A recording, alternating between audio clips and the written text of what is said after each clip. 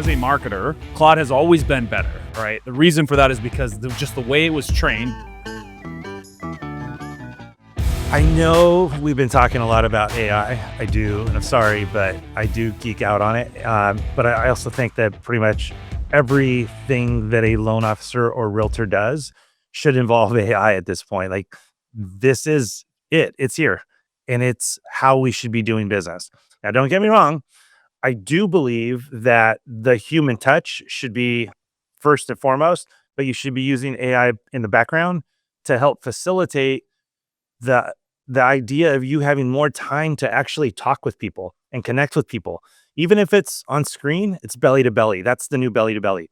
So free yourself up, make more time for people. And today's guest, Luke Shankula, he is a bigger geek than I am because he's all about AI and he's all about marketing, and he has so much fun. You can just see it. You're going to see it here in this interview, how much of a passion he has for it. And we're going to talk about so much AI stuff and a bunch of good marketing stuff and how to make them work together.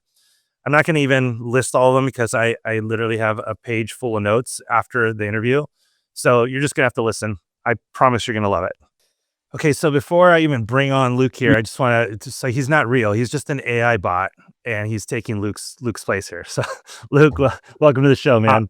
I'm just kidding. I don't know if you can see my mouth moving, but I was trying to pretend like I'm a Hey Gen avatar, and maybe if you don't see this on video, it's not going to make a lot of sense. But yeah, how you doing, man?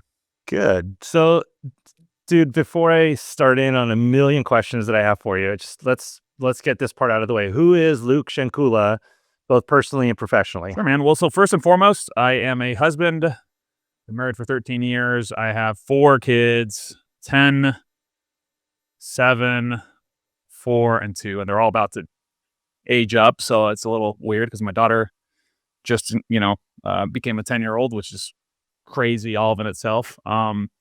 I have been working in the sort of, I guess, the marketing space, but I've been connected to the mortgage world since 2012, right? I worked for a reverse mortgage company from, I think it was November of 2012 through January of 2017. And then from 2017 on, I kind of tried a couple things. None of it really worked all that well. So I started a contract processing business. Found out pretty quickly that processing sucks. So I did 2 files. Yeah. And then I got my license to become a loan officer because I was teaching. I was at AE, right? So I was teaching loan officers how to do reverse mortgages. I'm like, I can learn how to do that. I can make all this money. I guess having conversations with seniors about reverse mortgages is very different to teaching mortgage brokers all of the guidelines, right? So I knew the guidelines backwards and forwards, but I didn't know anything about having those conversations, taking the application, like filling any of that stuff out. So that pretty quickly went by the wayside. But in that time, I was learning how to try to generate leads for myself. So I bought a course, started to learn Facebook ads, started to kind of figure that out. And I was like, oh, I can help people do this. So for the last 8 years, I've really helped businesses sort of drive traffic to their businesses. For the last 6 years, 6.5 years, I've helped loan officers in particular, basically get in front of direct to consumer to generate more business.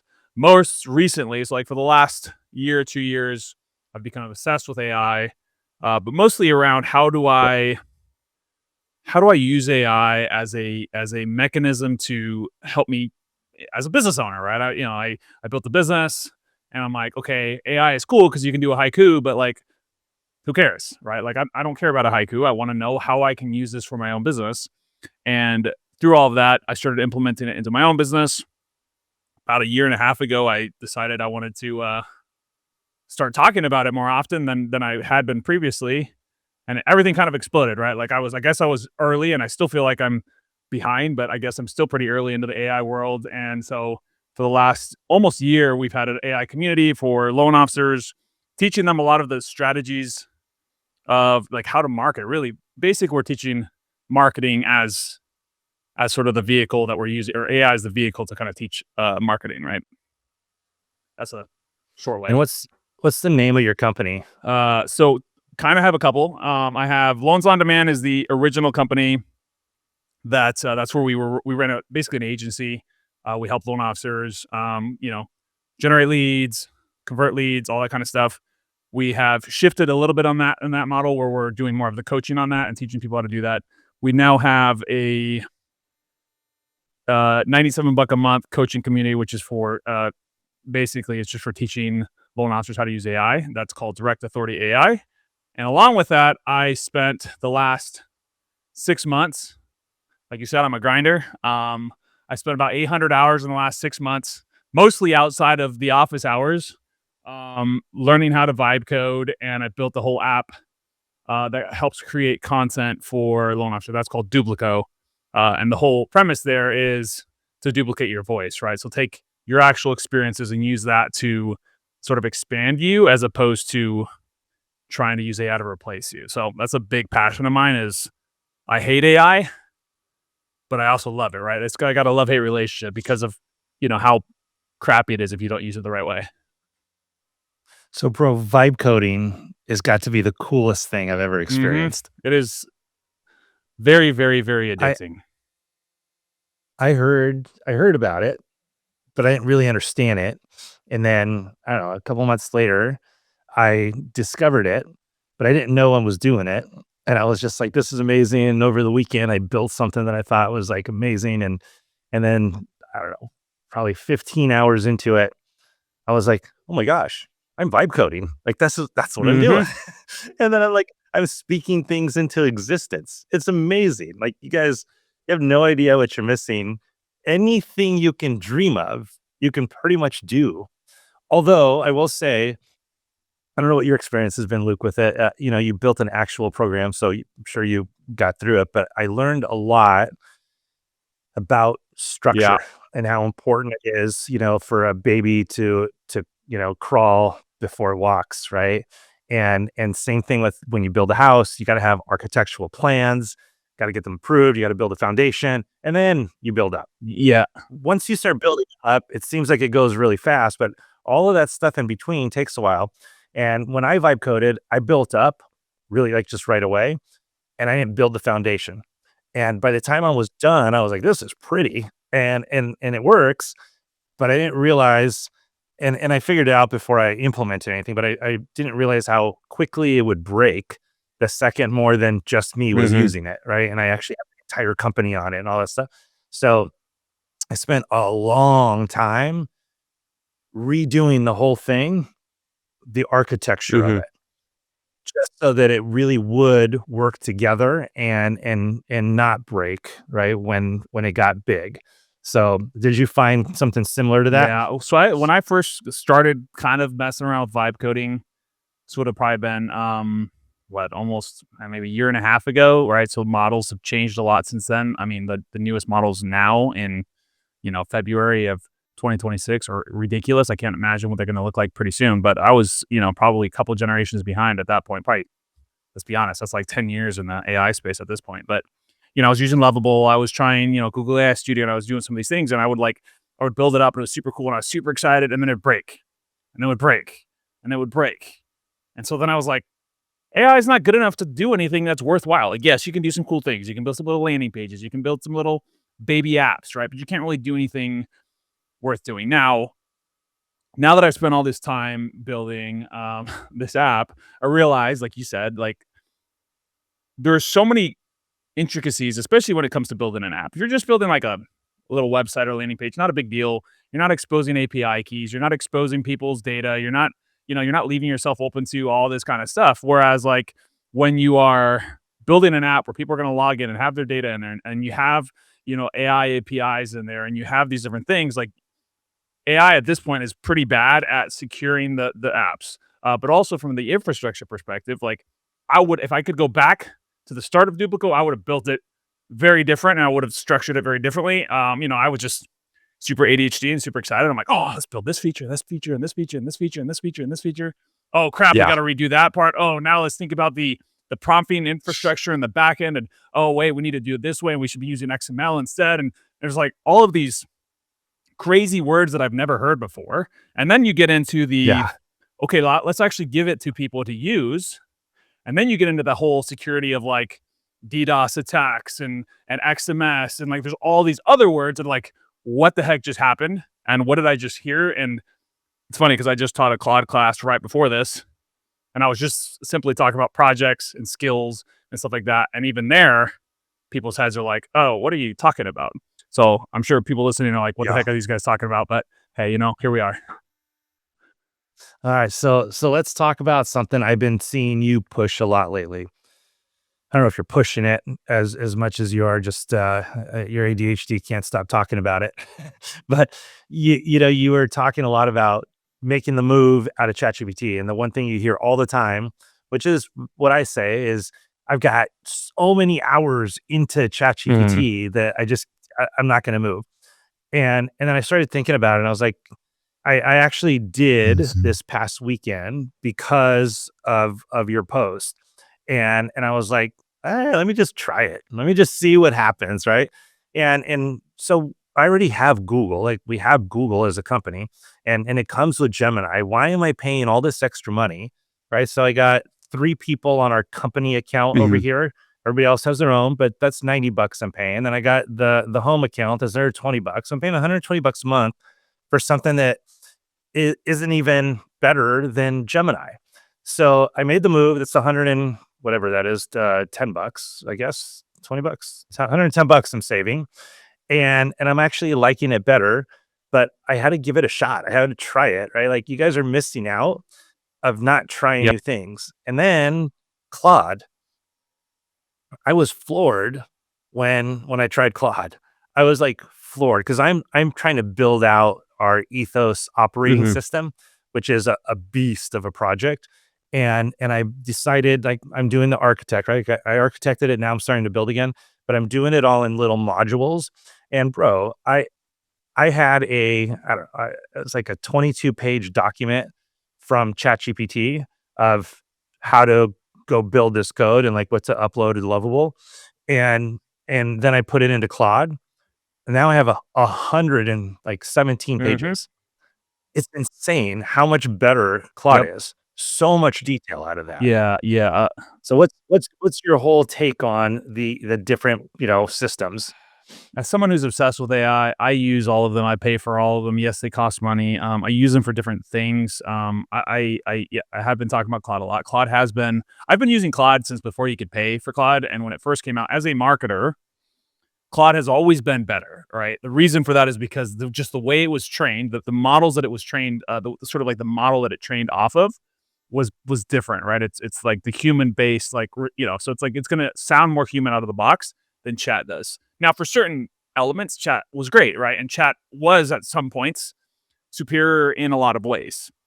Uh, Claude has, in the last probably 6 months, solved a lot of the issues that I would say were like barriers to entry or barriers that made people like go back to Chat.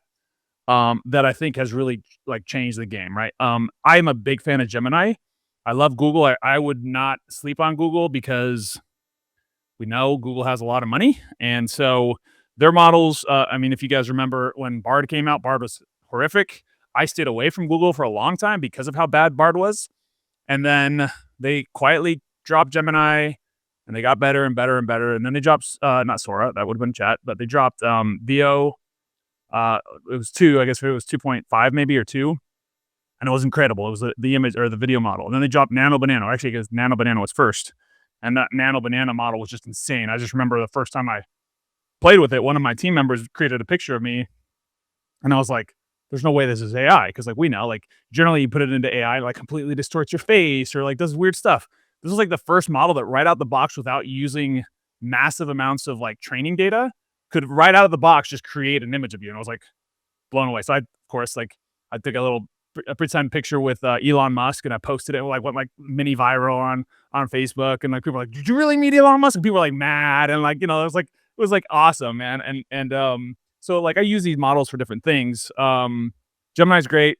Claude is still my favorite for anything that is code or marketing based, really anything that's sort of more complex. Like from the perspective you're talking about, I'm working with a mortgage broker right now as like a consulting client, and we've taken kind of like his brain and we've been working together for like a year, and so we just keep putting stuff into the projects.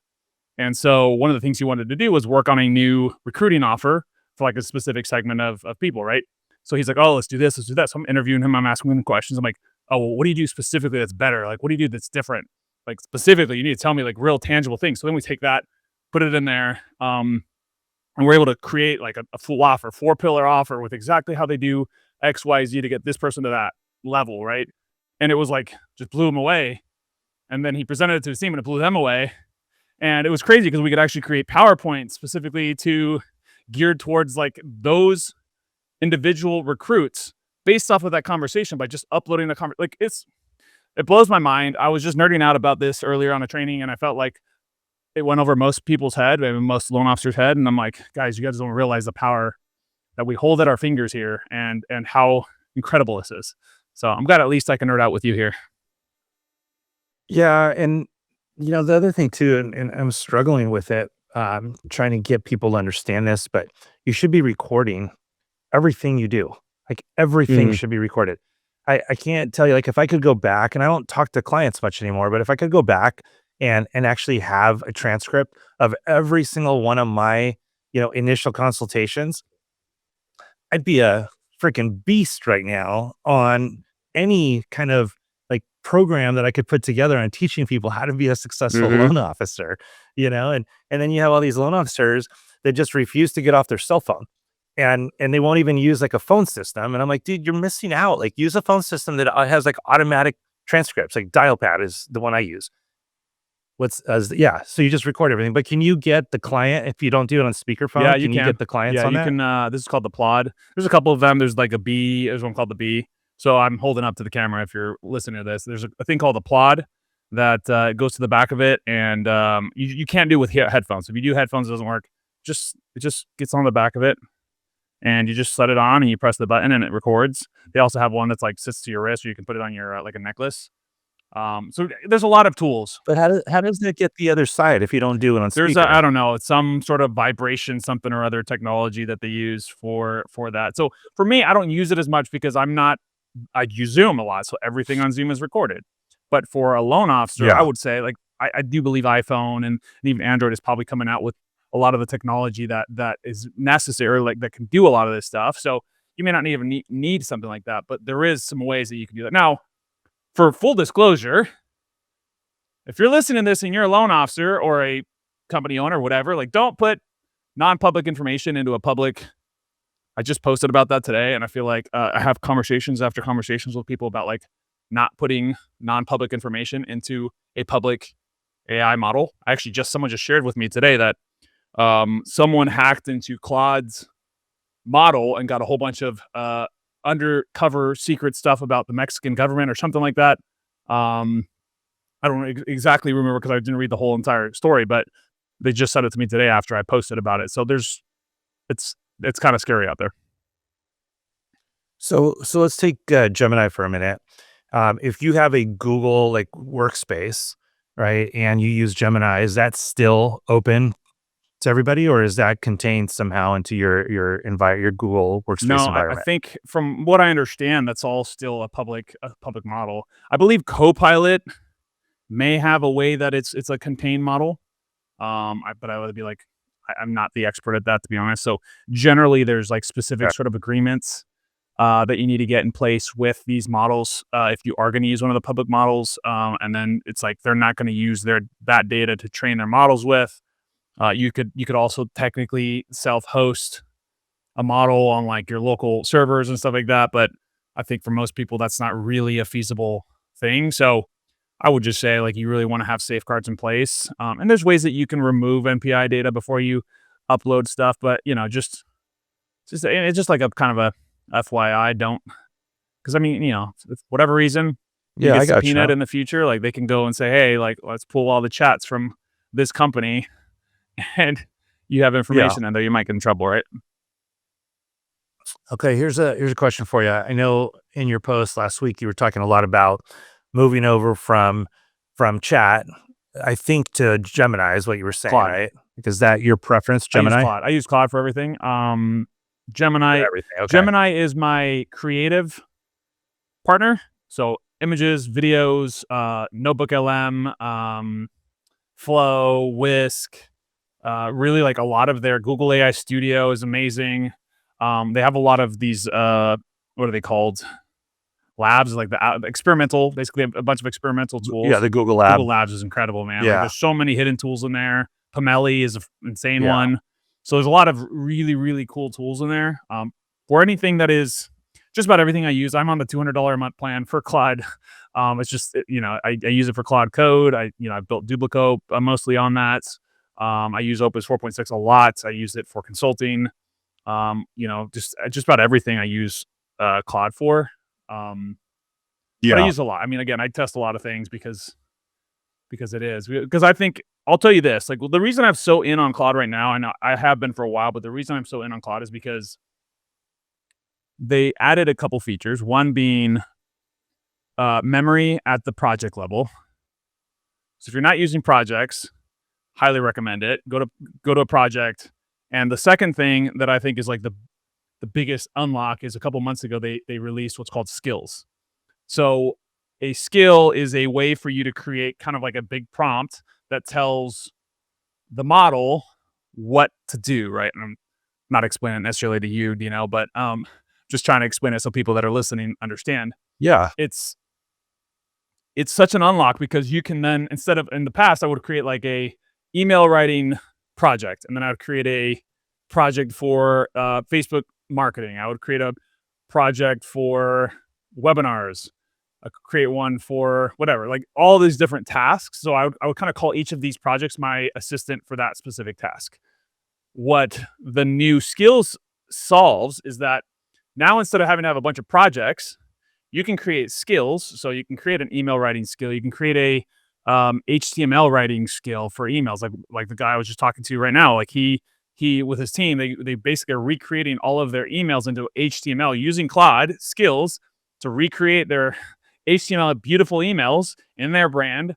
But you can do that all within one project, which basically means you can then, I call it my second brain. I can dump anything, all my calls, all my trainings. There's going to be a context limit, but at some point it'll hit it. But you dump everything in there and you can brainstorm, you can think about it, and you can just say, hey, reference this other chat and bring it in here, and then we can create something else. So to me, that's like such a, I want to say game changer.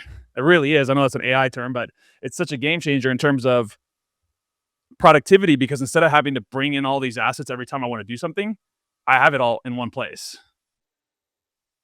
So let me question you for a minute. Yeah. In a project, you can drop in PDFs, you can drop in whatever, right? Like knowledge base. So this is how our company likes to do this, right? This is our branding. This is whatever, right? That's knowledge. And then it has skills that you tell it like how to do or what to do, Sure. right? But as a hack, could you create those skills, put it in a document, and then upload it to the knowledge base?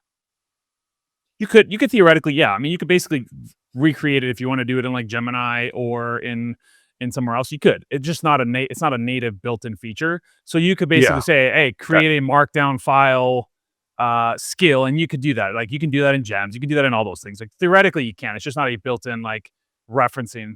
Yeah, it's not built in. Correct. Because like it's basically a separate section where you can just upload everything. And so the downside of doing it somewhere else is like you would have to upload in every project that skill.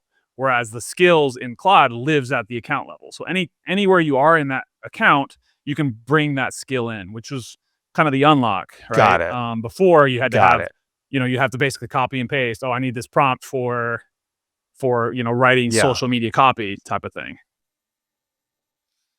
I gotcha. So you're no longer satisfied with a 5-second job. You need it to be done in like less than a second. I mean, Claude does take time. And I do think that Claude does a better job of understanding context and things like that. Gemini does a great job at other things too. So like, again, I'm not necessarily tool agnostic. I am just heavily favoring Claude, and I have for a long time, but especially recently. Now every model keeps bringing out new changes, and I'm not.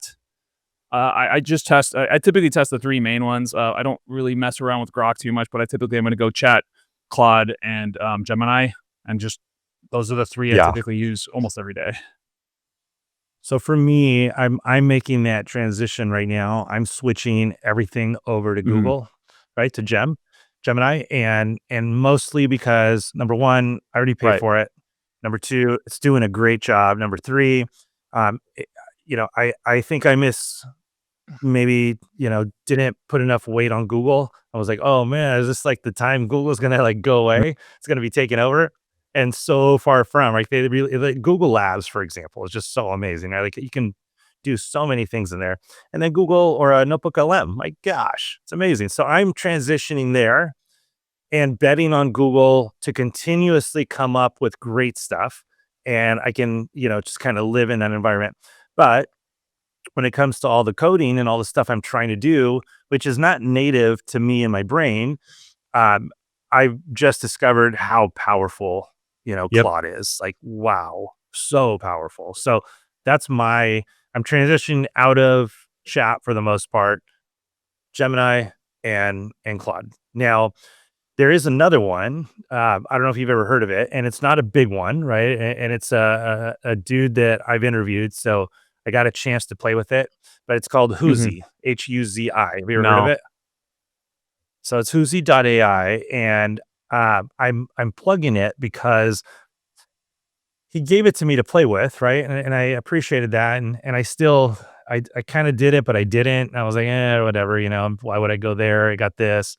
But now that I'm trying to build this big, huge behemoth project Mhm. of mine, I've discovered it. Like, I've discovered the new way of doing it. And I'm realizing, sorry, I just spilled my water there. I'm realizing um the power of it. So check this out. This is kind of how it works, right? Like, as it has the typical chat Gemini thing where you put a question and it does all that, great. But then it has this thing called the canvas. And basically it starts off with like this blank canvas. And you can choose what you want to put in the canvas. So for example, I'll open up two chat boxes and I'll put one. You can do three. You can do chat, Gemini, or Claude. And you put three in there. And then instead of just like starting in on one, I would upload, one of my modules, for example, is a lender portal. And I want to have all the lenders in there, but I want a filtration system. I want, like a star ranking system, reviews, the whole bit. So I've created that. And now I'm uploading it as a document. And then I just draw lines to the three different chat groups. And then I can put in a prompt and tell it like I want to create this in a module through vibe coding, and I let it go to work. And then you can read all three and be like, okay, this one's doing better than the other one, but this one's got a couple good things. So you can kind of take it. And eventually what I did is I just put it all in Mm. Claude because it was so much Yeah. better. And then I uploaded a few more things, and then boom, man, it like spit it all out. And then I just said, now create a markdown file for me. And I took that and I dropped that into this blank canvas. I drew a line from that module to the Ethos OS, which is my big one in the middle. And I'm just like working through all of these modules that are all going into Ethos OS. Now, what happened is I did this on chat, and I just went through chat, right? And I had a project, I did everything. And man, I got hours and hours and details. I mean, 28 years of experience that I took out of my brain and put down. And it was amazing. Like, I pulled stuff out of myself that I didn't even know I had, and built something that was so amazing. And I had it. And then we started trying to build it, and it freaking couldn't remember Yeah. everything. It was just I got so angry at this Right. at Right. this thing. I couldn't believe it. So now the concept of this canvas is that it's not going to hallucinate or start drifting because you're not filling it with all these things. You got it broken out into modules, but you're combining them all. And the main chat or the main chat box is just picking up the the final piece of all of these Sure. modules, not hours of chatting back and forth and stuff. Because otherwise, it does Right. hallucinate. Right. Yeah. The context windows. That's another reason I really love Claude is because the context window now, especially with Opus 4.6, is million tokens, right? So it does a much better job of outputting larger amounts of data and also ingesting larger amounts of data. And that's always kind of been one of the things that made Claude so much better, was generally it could take in so much more data and remember the data, whatever you want to call it, the context window. And the other thing too is a lot of times with these models is they'll remember the beginning and the end, but they don't remember the middle part, right? So one of the things, and all these models are getting better at it, right? So like, I'm sure whenever ChatGPT rolls out their new model they've been teasing for a little bit, they're supposed to be rolling out a 5.3. Maybe we're all gonna be like, oh, we got to go back to ChatGPT 5.3. But it's like, that's what's kind of crazy. But I think you're betting on the right horse. If I was going to bet on one, I would say Gemini is going to be the big dog, just based off of what they've been able to do in the last year. I would not bet against them. Yeah, no, it's silly too, right? I mean, they're a behemoth, right? And so that's exciting stuff. Notebook LM. Why would you use Notebook LM? I'll tell you this. My operator is a Notebook LM master. I am a visionary marketer and I struggle with Notebook LM. I do not use it very much. I have tried a few times. It doesn't work for my brain. Claude, to me, is the way I use Claude is the way that my operator uses Notebook LM. I have noticed that the type of people that love Notebook LM are the people that are very operations oriented. And so I'm not gonna say that I know much about it. Notebook LM, I've messed with it. What I like about Notebook LM, and something that kind of blew my mind the other day, was like you can bring in all of your context and it doesn't hallucinate. Like, so like if you're using like Claude or Gemini or something like that, it goes out and also tries to find external resources. Whereas like Notebook LM is going to internally source from the documents and the things that you upload. What's really cool, and for you that's now using Gemini, you can create a notebook and you can call it into a Gemini now, right? So you can call it, so you can literally like you can pull that reference into a chat in Gemini. So that right there is a huge unlock as well for if you want to like reference a notebook that you've created. And again, I've just spent so much time with Claude. I use it a lot, but what's cool is that like when I talk strategy with my operations, my second in command, she'll be like using all these other tools. And she uses it so differently. I need you to do a tutorial for me on the tools you use, and I'll do the tutorial on the ones I use, and then we'll learn a lot, right? Because we use these tools so differently. I really just think from a high level, like vision, and then also just marketing, email copy, social media copy, like all the things that have to do with marketing is the way I think. I'm just like very much a brand evangelist, right? And you see me all over social media. Like I love it. I love to do that stuff. I love to do podcasts. I love to do these types of things. She's like, hardly wants to turn on her camera. And she's just very like operationally oriented, and she's trying to figure out systems and how do we get these things to work together. So she took our whole course that I created, ran it through Notebook LM, basically did all the research with it and just said like, how do we organize this so it's in a better format for people to digest in order for us to like, so they can get like the right stuff first, right? So instead of it like just being my brain, it's like, oh, this, and this. It was like, no, let's organize this in a fashion where we'll start with this. This is going to be foundations, and we'll go here. This is this. And so we didn't recreate anything. We just moved the modules around and made it just flow better for the average person. So there's a lot of cool things. I mean, it really, it's hard. It like blows my mind I get, and people say they're overwhelmed, and I get it, but I'm also overwhelmed, and I'm in this every single day. Like people say, oh, I'm overwhelmed. I'm just not gonna do it. I'm overwhelmed every day too, but like, unfortunately, I think this is the way the world's moving, and you just gotta do it and figure out what works for you. I'm overwhelmed, but because of this massive power that I see in front of me, and I feel like I can't do it enough, and I can't like I want to spend all day doing it.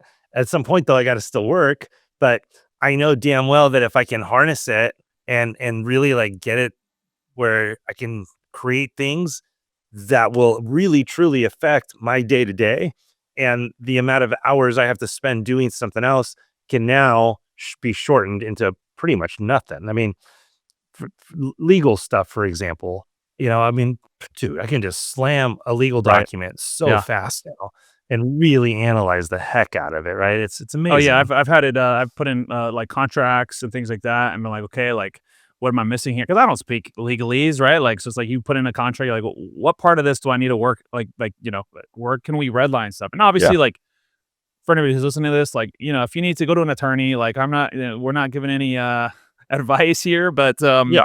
Right.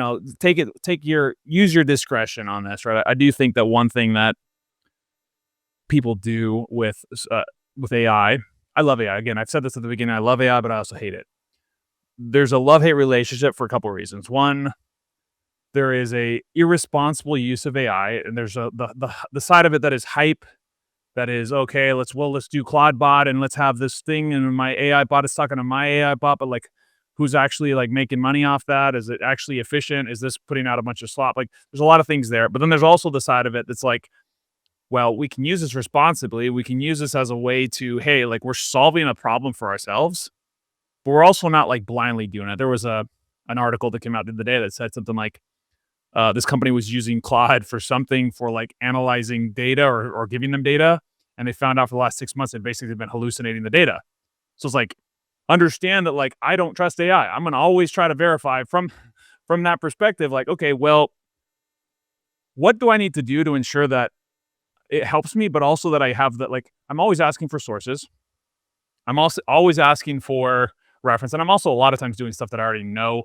I already know what it should look like. So I can pretty quickly know. So, those are some of the things that you got to look out for, because I think people blindly trust AI, and what AI is, it's literally a probability machine.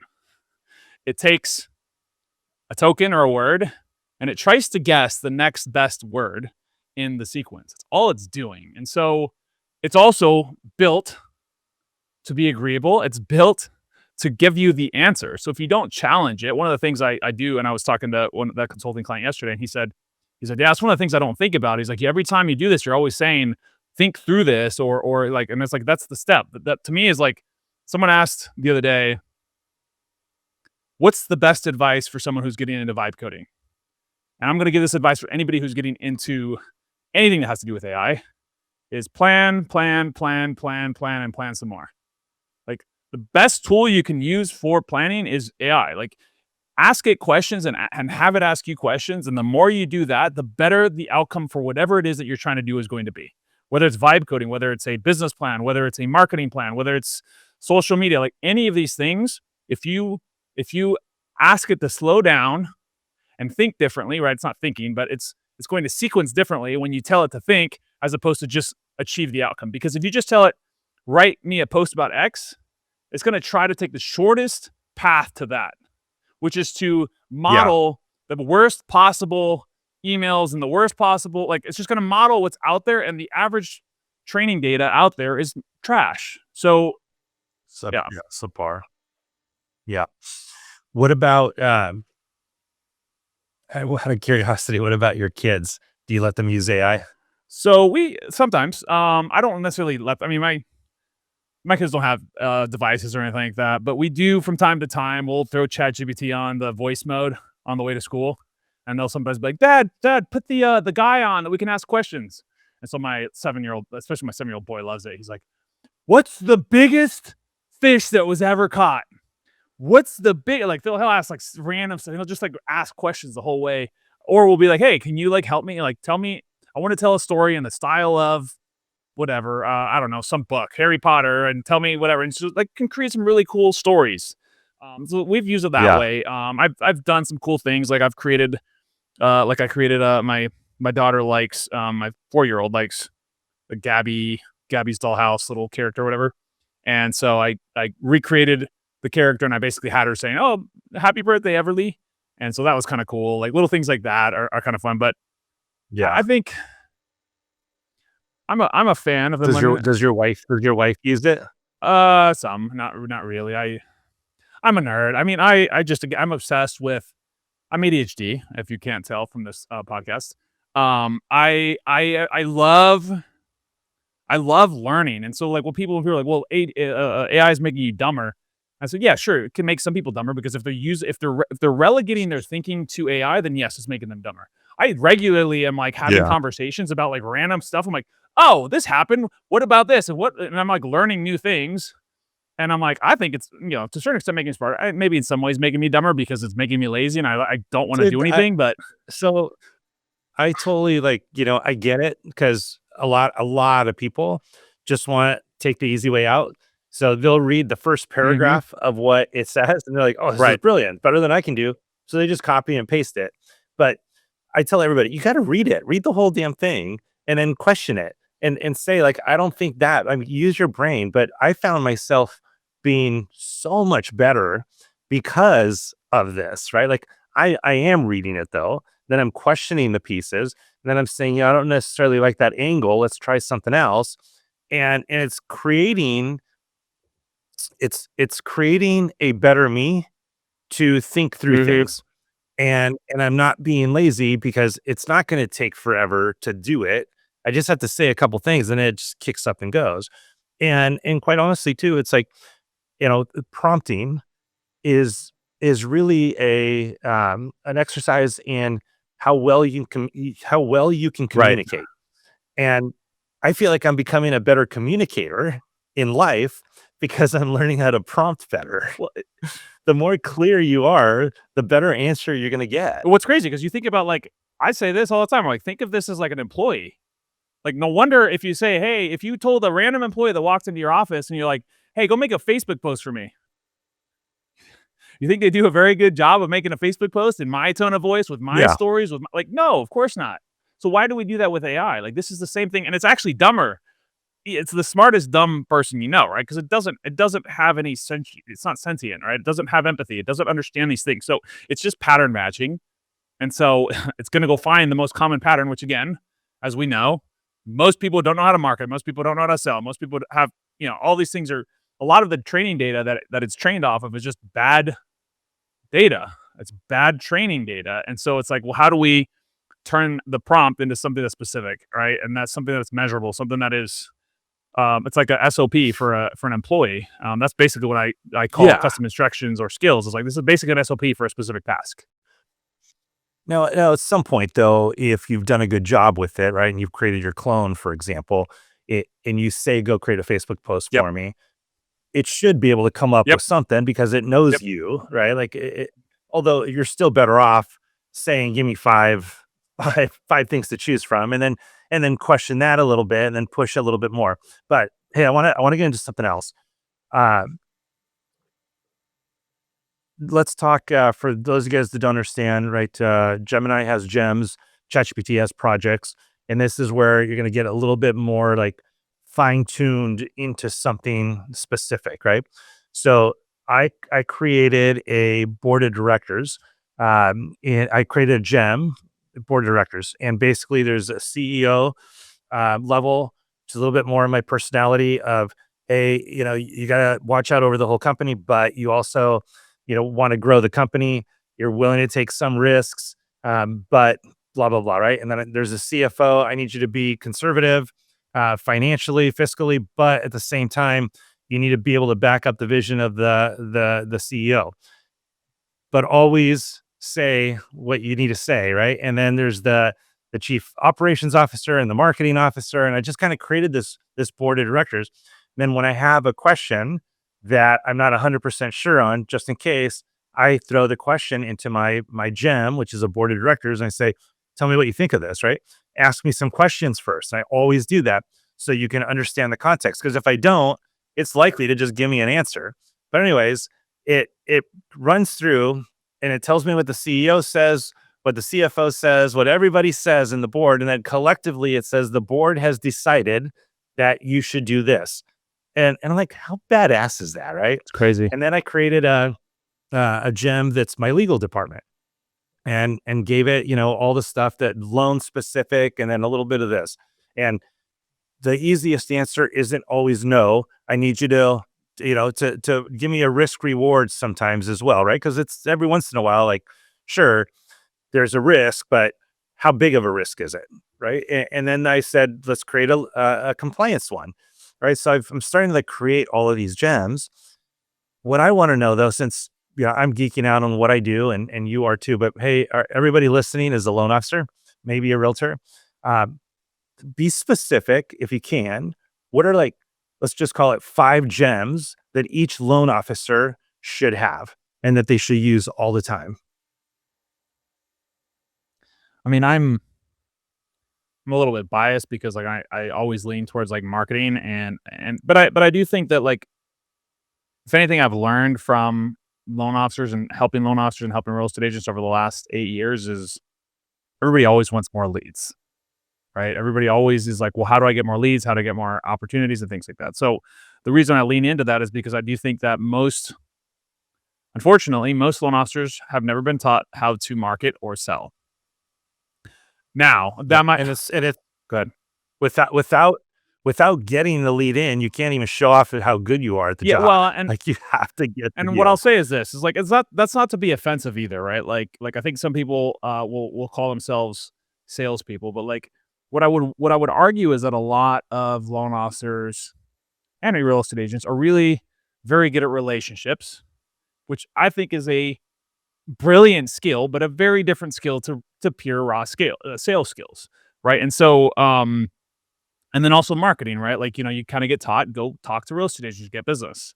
So if you're a loan officer, like I would say, like, what are the things that as a loan officer you need to do more of? And then how can you use it? So like I'm also not a huge fan of it's hard because like you can say like I can say, well, you needed this, you needed that. Like um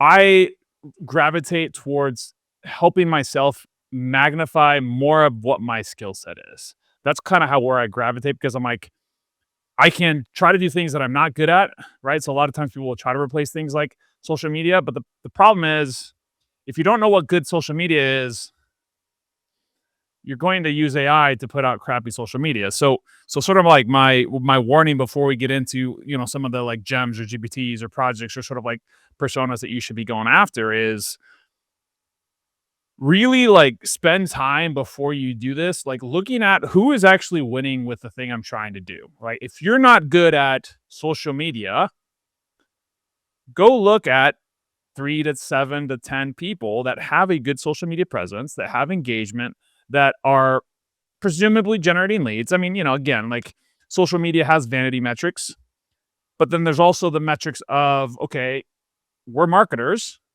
As business people, we are marketers at all times. Everything we do is attention. We try to bring attention as much as possible to our brand, what we do, and things like that. So we have to play the vanity metrics game in the right way to achieve the maximum amount of eyeballs on our content.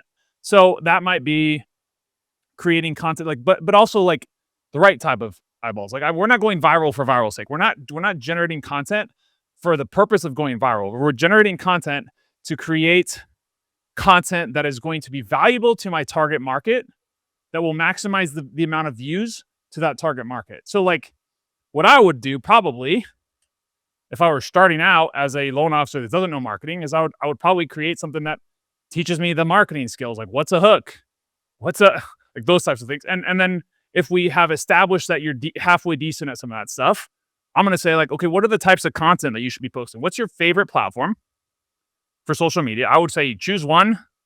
I'm going to just say just posting on social media, right? Some people like video, some people like short form video, long form video, things like that. I think what I believe about creating content is you're building awareness and trust with your target market before you have to reach out and cold call them. So most people, again, don't want to cold call. They don't want to do that. That's fine. Cool. You can use AI to help you create content that's valuable, deep research, so there's a lot of cool things you can do. What I would say is find something that helps you create content for something like, for me, I like long form Facebook posts and I got like the short form one. So long form Facebook posts, I like LinkedIn long form Facebook posts. You get a short form video script creator. You can get a long form YouTube video script creator. Those are some of like the projects or GPTs or gems that I would create. And what I would do with those, and again, it depends on what type of content. The biggest thing about creating content and the marketing and doing that type of stuff is consistency. When you listen to Gary Vee speak, he talks about posting on 52 different platforms and 70 pieces of content a day, whatever it is, right? Like he's talking about that. Like the average person cannot do that. But the average person can be consistent 3 times a week on posting and, going and engaging with 5 people posts a day and, that type of stuff, right? So you can do that stuff. Commit to a platform. Is it Facebook? Is it Instagram? Is it TikTok? And then use the tools to magnify your voice.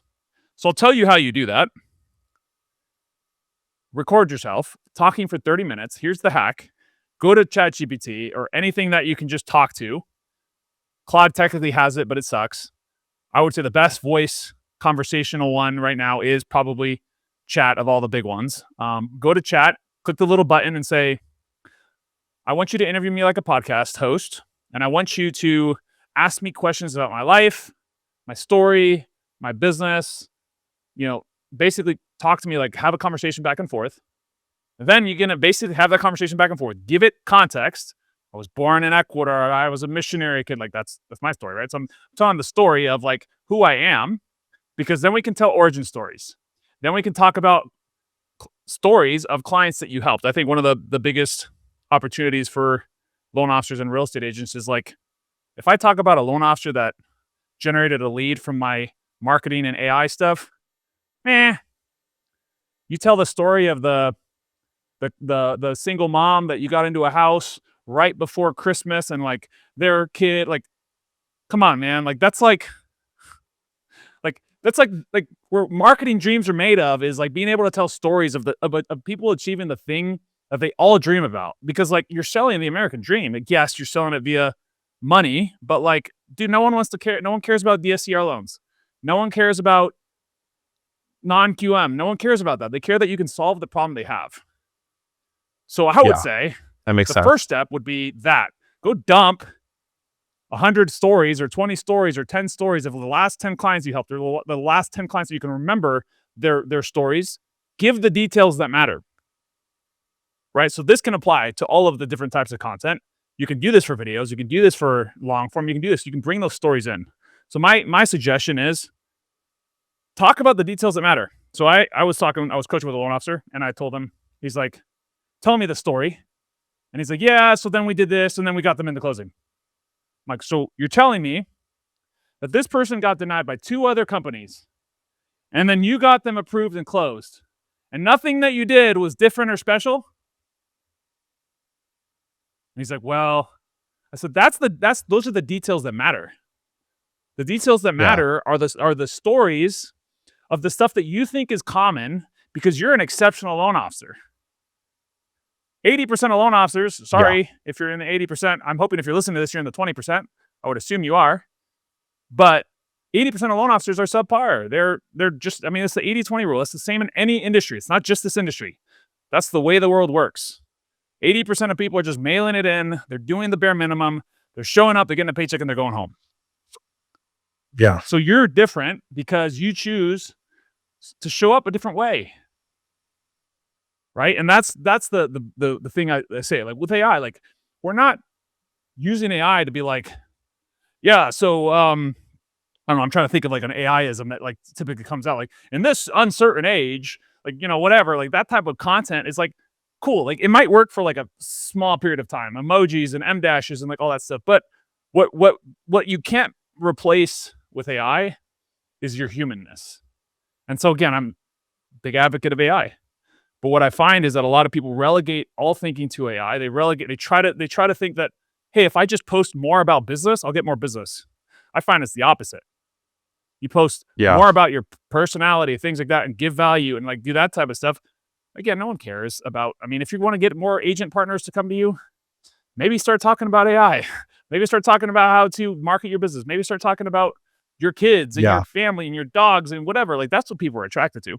So I know that kind of doesn't directly answer your question to a certain extent, but I would say like start there and then start to create each of these things. A video script writer. So let's do it together actually. Right. So I think let's come up with the lineup that every loan officer should have, right, to be a modern mortgage advisor. So number 1, a chief marketing expert, right? Like, but from that, do they need to have just somebody that comes up with ideas, they can work through all that, get to know the voice, all that, or Or is it like the idea man, and then it moves to another gem that is the social media expert? I generally, Is there a yeah, I difference? generally in the past have separated those out. Now with Claude, the world has changed, but in the past with gems, GPTs, things like that, I typically find that the more specific you are with the task that you're trying to accomplish, so that's going to be like as specific as um, short form video, right? Short form videos, right? Or like, so you could in that you could probably have a hook generator, right? You could probably have the idea generator. You could probably have like the call to action. That could all probably be within one gem, right? And let's talk about like now YouTube long form, right? So you can go, let's say we want to go replicate Jeb Smith.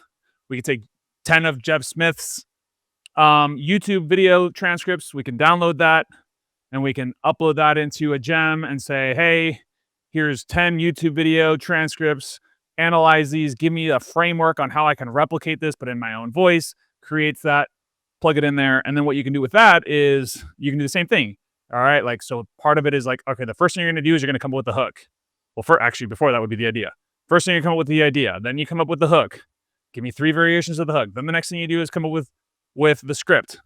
I find that when you chunk it into specific topics like that, it generally does a better job of accomplishing the thing without variance. I do find that Gemini is tougher to Gemini gems are tougher to get the output I want.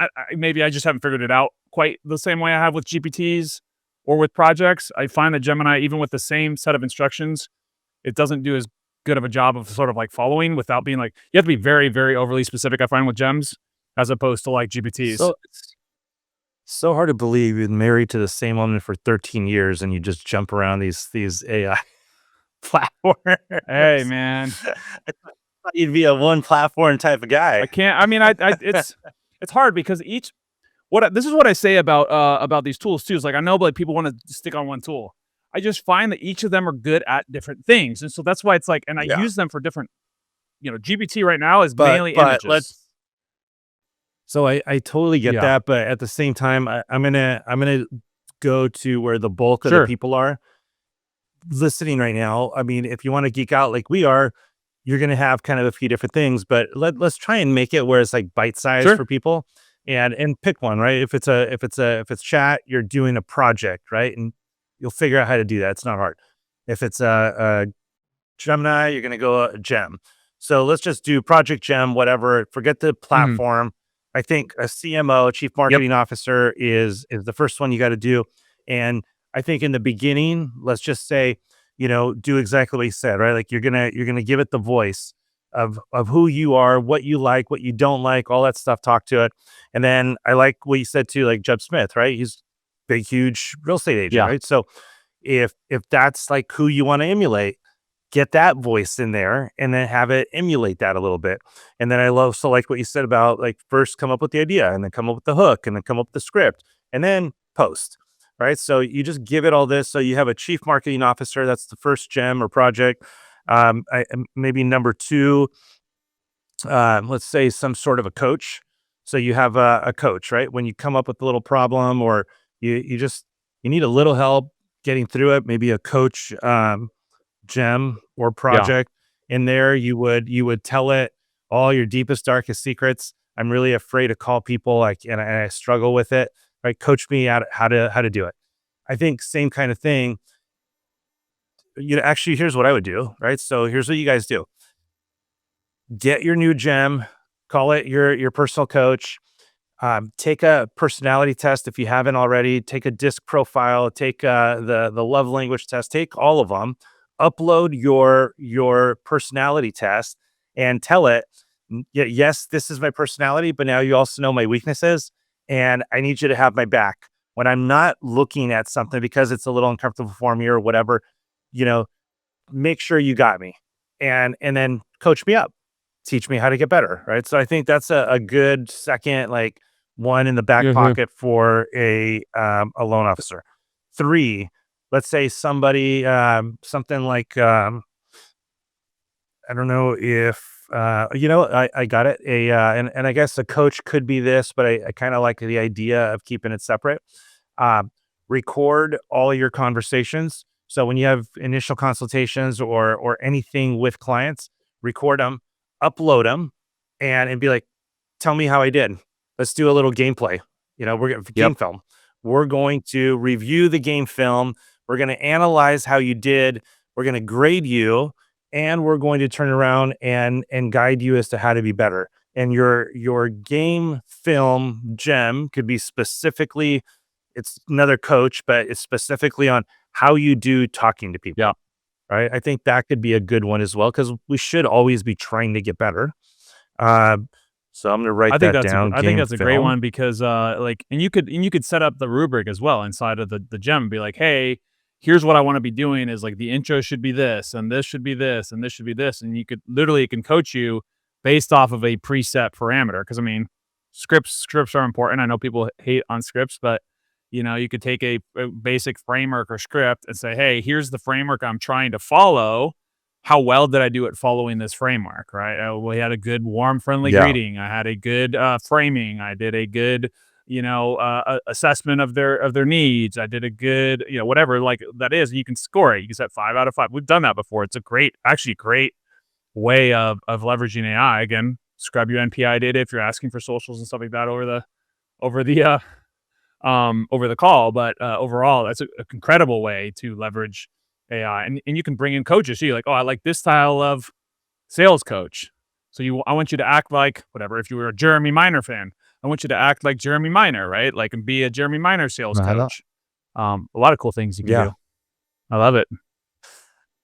I think the other one I kind of like too. So I spent a lot of time recruiting, trying to grow the company, but let's just say as a loan officer. So I'll go back. Actually, this is what I do. When I have my interview, right, with the candidate loan officer, I take it, I drop it in, I tell it to analyze it. I tell it to pick out any like strengths. I actually have it like set up as a when it replies back, give me a summary. Give me any strengths that you see with this candidate. Give me any weaknesses you see with this candidate, and give me any pain points that this candidate has. And then I say anything that's personal and family. Make sure you put that on there as well. And then lastly, I say grade or analyze this candidate into a DISC profile, and tell me what their DISC profile is with a confidence score. Because hey. You can say whatever you want to say, but if the confidence score is only in the 70s, it didn't have enough to try and like analyze it. And I think it's important. So I think maybe a relationship coach, even though you're already doing it with your game film, it's a little different. This one would be a little bit more of the or the relationship. I don't know, like agents or something. Yeah. So what I'm thinking is like, okay, you got this brand new client. You just had this great conversation with them. Maybe you even have email conversation with them. You dump it all in and you say, tell me the best way. Well, do everything I just told you first, and then tell me the best way to communicate with this client. I love that. And now moving forward, right, you can say, when communicating with this client, do it in the way that this person likes to be communicated to, right? I think that's powerful. And then you can even set up if funds. Now you dump all the information you have in there and you say, now set up a 1-year campaign for me and tell me exactly what the text messages need to be, exactly what the email campaign needs to be. And no longer does it have to be this mass email campaign that you send everybody the exact same thing. You can just customize every single person. And I don't think it's that much work. It is incredible, like the customization. I mean, one thing that I say is like one of the things you could literally do is interview your loan officers and take that and be able to create customized marketing material specifically for them at scale. Like that has never been possible before, right? A marketing department at a mortgage company, it's like, here's your marketing flyer, and it's like now you can do that specifically customized to who they are, what they like to do.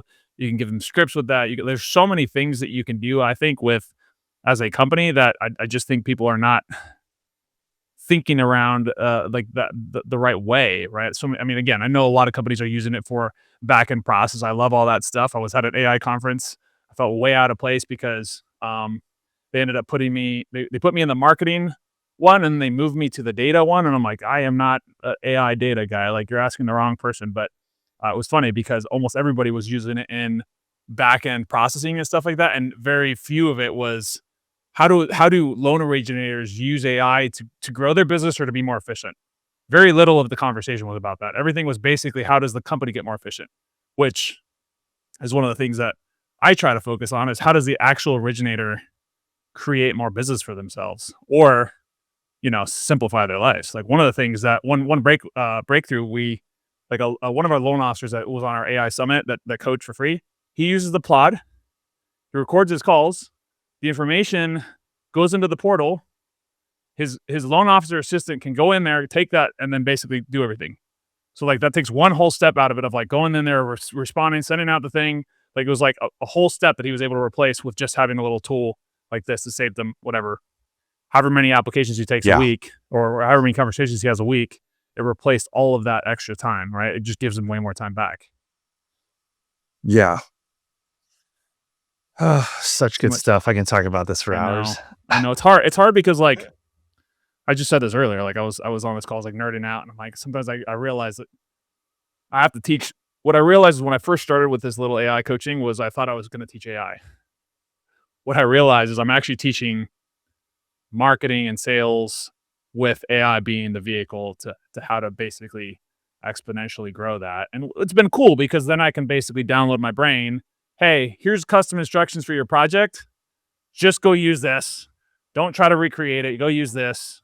Now we can do that with skills. We can do that with custom GPT. We have like 30 custom GPTs that we just use this. It helps you create images. It helps you create SEO content. It helps you create anything that you need.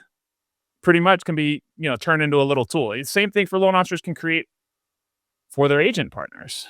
We have a couple clients that have created. One guy built a bunch of tools. He built a thumbnail creator tool. He built a headshot creator tool using Google AI Studio. And now that's part of his VIP package for his best real estate agent partners. We have another guy who's now doing weekly webinar or monthly webinars for agents. He already got 2 leads off of doing this for 2 weeks. Two different times he did this. Just all he's doing is teaching the people how to use Claude, teaching them how to create a newsletter with AI, teaching them like little things like that it can really make a big difference in the value proposition for loan officers. And I find that most loan officers say, I close on time, I answer the phone, I have good rates. Well, everybody does that, right? I mean, or I have access to 200 lenders or whatever, right? Like there's all these things that have nothing to do with the value you bring as a loan officer. So, there's a lot of cool ways that now, I mean, there's no excuse for not knowing something. You can use deep research, learn a topic, create a presentation, and then literally do the presentation all within one AI platform, like in an hour or less. Yeah. I mean, I got a lot of good notes here, stuff that just came out of it that I'm going to start doing. Dude, so I'm going to wrap it in just a second because there's a couple last questions. One, just what's your favorite book or books? Oh man. What's my favorite book? I would say the most impactful book for me as an entrepreneur, especially as a fledgling entrepreneur, was I read the book Psycho-Cybernetics back in 2017. Right. What is it? Psycho-Cybernetics. It's a book by Maxwell Maltz. It's basically, this is it's a belief system, right? So it was basically this plastic surgeon where it's an older book. It's I think from like the 70s or something like that. But he had this epiphany that he noticed that people would come in, they'd get the plastic surgery, and they would get their nose done, and they'd be like, "Oh, my nose still's big," or "My whatever is like." So they'd have all these things. So he came up with this idea, like if you go before you get the surgery, if you go do this like visualization for the next whatever month and come back, if you still want the surgery, fine. So anyway, it's all about identity shifts, right? It's like the identity shift from I have a big nose to like it's like it was a really sort of insightful book around that, especially as a brand new entrepreneur. I didn't, personal development was not a word in my vocabulary prior to becoming an entrepreneur. I would say becoming an entrepreneur is the best personal development tool that you could, and also becoming a parent. Totally. Yeah. Those two things. I would say that's like probably the most impactful book. There's a lot of good books out there. I would say like if you're really trying to learn marketing, the Russell Brunson, the very first .com secrets book is really good to just kind of establish like a marketing knowledge, sort of like a direct response marketing knowledge. And there's others, a lot of others. Okay. All right. And then here's the big question. It's my favorite question that I ask everybody. You're a loan officer. You have to go make money as a loan officer. I'm going to pick you up. I'm going to drop you off in some other state or city where you don't know anybody. And you cannot see or talk to your family until you make $1 million doing loans. What are you going to do? Dang, man. That's harsh. $1 million? Yeah. I mean, how much is my bips? How many loans is that? I'm just kidding. And I give you enough money to like cover your expenses and all that, but not like so much that you can just start throwing money at everything, you know? So I would do what I do as a marketer. So I would go to the market. So in the market you're going into, brand new market, I would first I would create an offer, right? So the very first thing I would do is what makes me different than everybody else, right? So I'd probably create a 4-pillar offer. We have a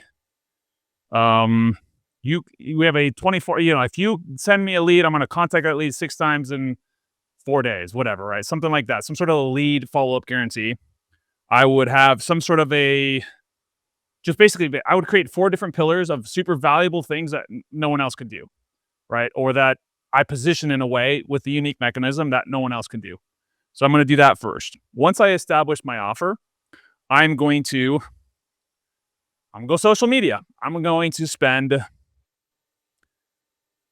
basically going to add on social, let's call it Facebook for now. I'm going to add 10 to 20 agents a day. I'm going to write valuable content. I'm going to engage in their content. And then 2 to 3 weeks after I start engaging with their content, I'm going to slide into their DMs. I'm going to have a conversation. I'm going to reach out to them. I'm also setting up cold email campaigns, letting people know, hey, I'm moving into this area.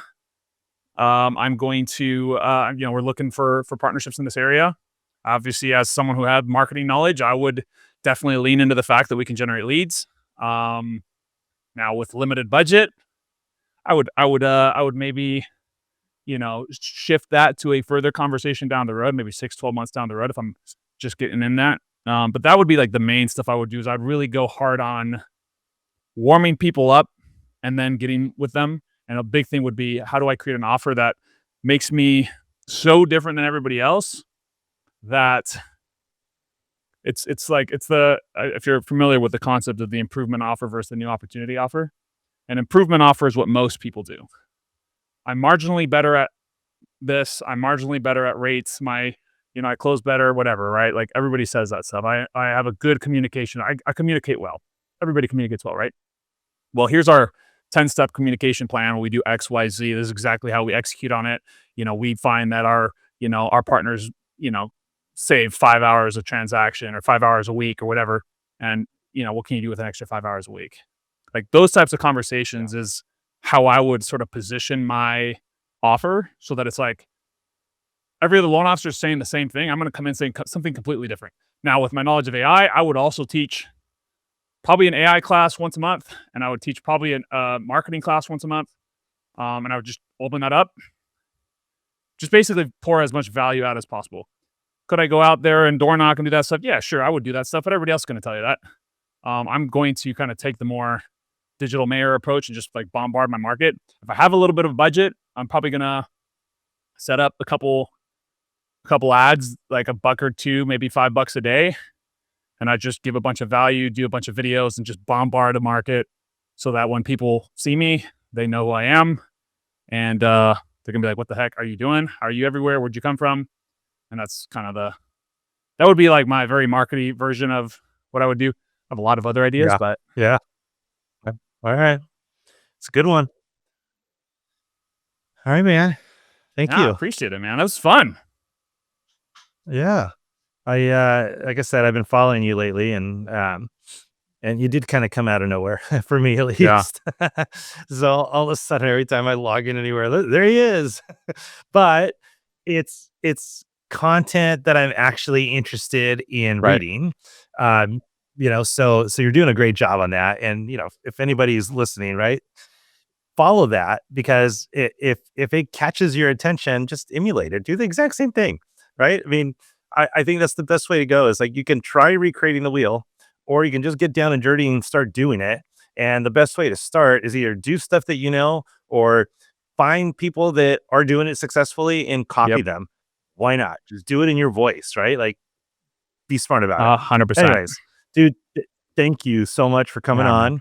And guys, thank you so much for listening. I mean, honestly, it's you guys that make all this happen.